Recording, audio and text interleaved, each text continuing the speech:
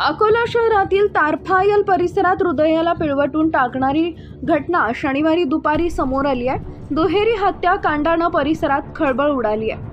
अकोला शहरातील सिद्धार्थनगर येथील दुहेरी हत्याकांड प्रकरणात मिळालेल्या माहितीनुसार सूरजनं पहिल्या पत्नीला घटस्फोट दिला होता। त्यानंतर त्यानं अश्विनी सोबत दुसरं लग्न केलं होतं। 2 ते 3 महिन्यातच सूरजच्या सुखी संसाराची राख रांगोळी झाली।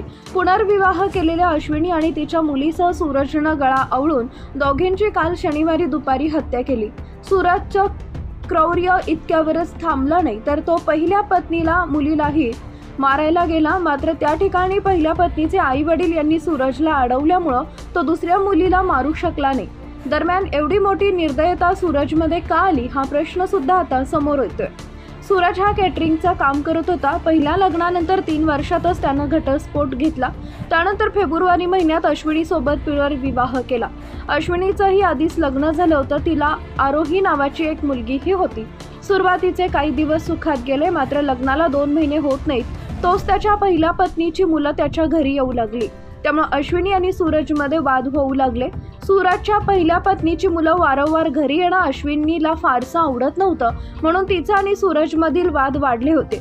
परिणामी दोघांमध्ये दुरावा आला होता। काही दिवसांपूर्वी त्यानं अश्विनीला बेदम मारहाण केली।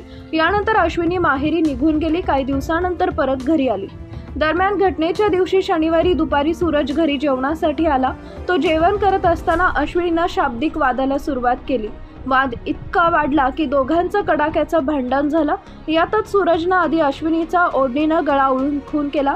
त्यानंतर त्याच पद्धतीनं 3 वर्षीय सावत्र मुलीचाही गळा दाबून जीव घेतला। दोघांच्या मृतदेहाला जेवणाचा घासही भरवला।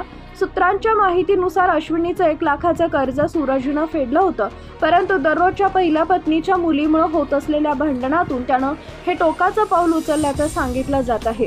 सूरज एवढ्यावरच थांबला नाही। पहिल्या पत्नीच्या मुलीला मारण्यासाठी तिच्या घरी गेला। पहिल्या पत्नीचे आई वडील मध्ये आल्यामुळं मुलीचा प्राण वाचला। पोलिसांनी सूरजला ताब्यात घेतलं आणि रामदासपेठ पोलीस ठाण्यात नेण्यात आलंय। यावेळी सूरजला चोप देण्यासाठी अश्विनीचे नातेवाईक जमा झाले होते।